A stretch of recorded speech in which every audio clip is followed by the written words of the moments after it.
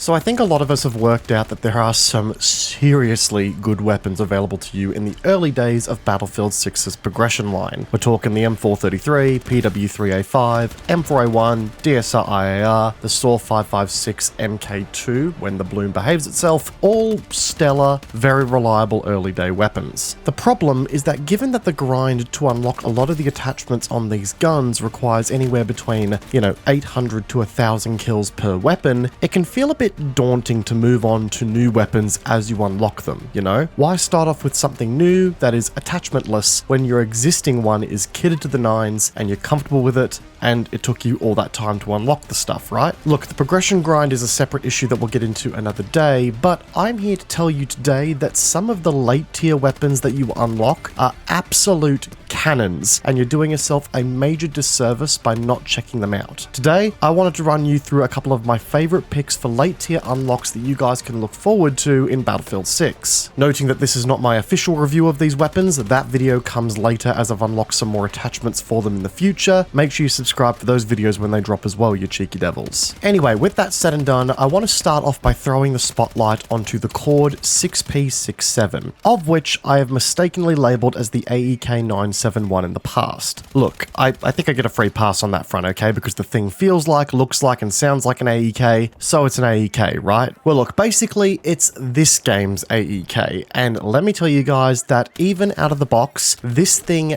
absolutely fries in close quarters combat. The rate of fire of 900 rounds per minute on a 20 damage model makes it extremely deadly. And the added cherry on top here is that it also seems to carry that 20 damage model out to around about the 20 meter mark, which makes this thing feel like an absolute dream to use on Iberian Offensive as well as Empire State and even Manhattan Bridge at times as you're fighting in amongst the streets. The weapon doesn't feel like it needs a ton of investment either to get really consistent with the accuracy and the cone of fire bloom. By the time I reached level 10, I had the heavy barrel for it, which improved that cone of fire accuracy, and I know that as I start to unlock some more kit for it, especially the lightweight kit that makes the weapon's ADS movement speed higher, I feel like this thing is going to come alive for some stupid assault class shenanigans. Seriously, don't miss out on this thing. I know it's locked behind a pretty annoying challenge and having to get, I think, 20-30 kills with the assault class's stimulant pen activated, which is a bit frustrating to get through, but I promise the grind is worth it. Now, I would be really remiss to not bring up everyone's favorite little burp box, which in this game has been classified as the USG-90. This pocket square of absolute death and destruction is unique for one reason and one reason only.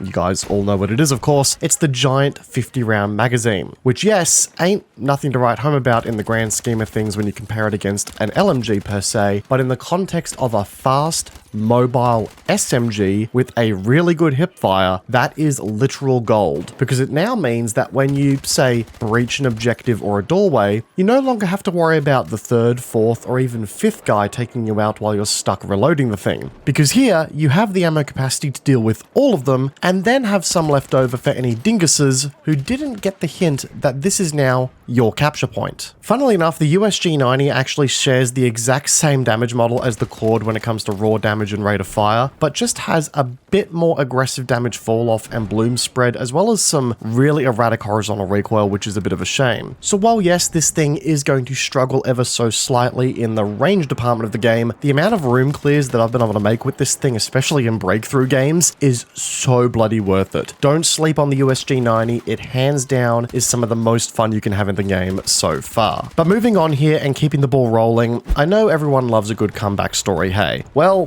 one of the GOATs from the beta makes a return on this list as well. It's of course the M417A2 carbine. I know there's a lot of love that needs to be thrown to the new and shiny in the arsenal, but I honestly couldn't help but return to this absolute wrecking ball of a carbine when I unlocked it, and I was so thankful that I did. Even in the expanded arsenal with more competition, this thing really continues to hold its weight and absolutely slap anyone who dares to walk within its maximum damage range. This of course does come at a bit of a cost, that being it's an absolute handful to control and is probably one of the more difficult weapons in the game to get a wrangle on from a, recoil perspective. So putting this thing to work is not for the faint of heart, and you'll need to get used to fanning that trigger quite often to keep the bloom in check as well, and if you start engaging engaging at range, get ready to tap fire the absolute hell out of this thing. Attachments do help here quite a bit, but there is a lack of a heavy barrel option available to this weapon, which means the cone of fire bloom doesn't really get improved through the addition of attachments, with the exception of maybe equipping a blue laser sight. So there's really only so much you can do here when you've got basically the equivalent of a toddler sitting at the barrel end of your gun, kicking it every time you take a shot. Once you tame the beast, good God, it doesn't get much better than that. It's an extremely efficient weapon that is hard to put down when you get into the flow with it, and while it is a beta weapon that we've all used a lot already, it still earns a spot in your regular picks here despite being in a broader arsenal. Now, this next weapon I was 50-50 on including, because it's an SMG that starts at the base magazine size of, are you ready for this? 15 rounds.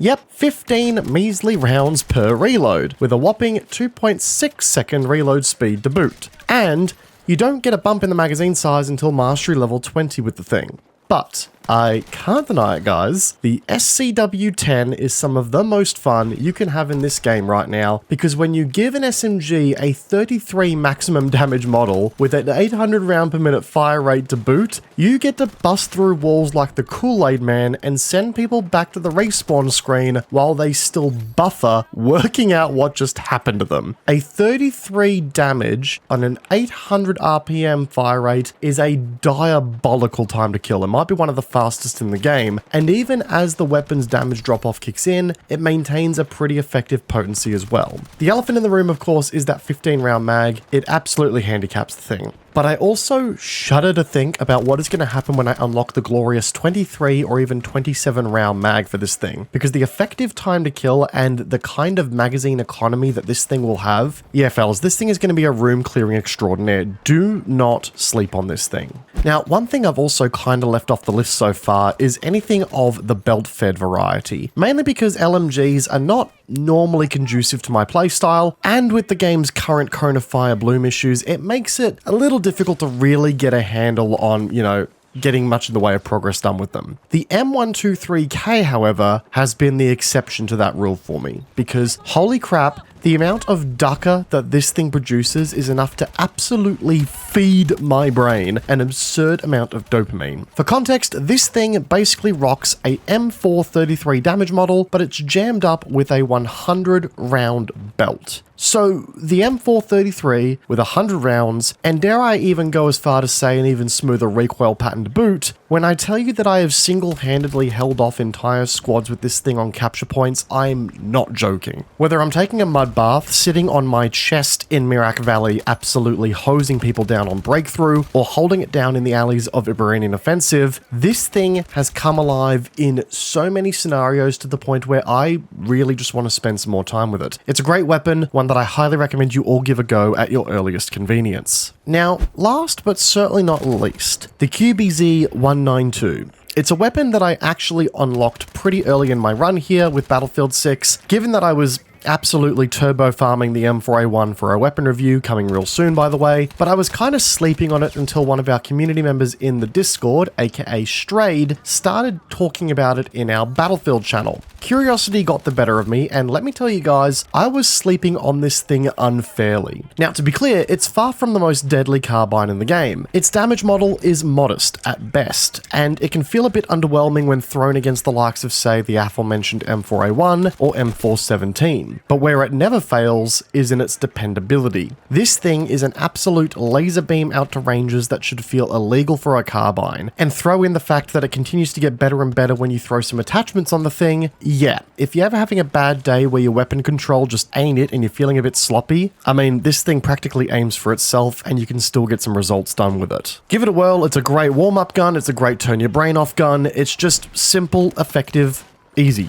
We love to see it. But folks, with all of that said, that's going to wrap up today's video. I hope you guys enjoyed the recommendations and the gameplay here. I know a lot of you are digging your teeth into the game, unlocking more and more kits, and hopefully you guys get a chance to use some of these really cool weapons in the future and maybe separate yourself from some of those old-time favorites you've got so far. If you enjoyed the video, if you enjoyed the gameplay, the commentary, whatever the case may be, leave a like. It does go a long way to supporting the channel. Consider subscribing as well if you're new here. Lots more Battlefield content coming your way, and I'm very keen to have you guys guys a part of the journey. And let me know in the comment section down below what late tier weapons you're enjoying using the most here. Are there any other guns that you think are even better than what we've gone through so far? Let me know down below. Until next time, guys, I'll see you all in the next video. Peace out. Have a good one. Take care of yourself and each other. Bye-bye.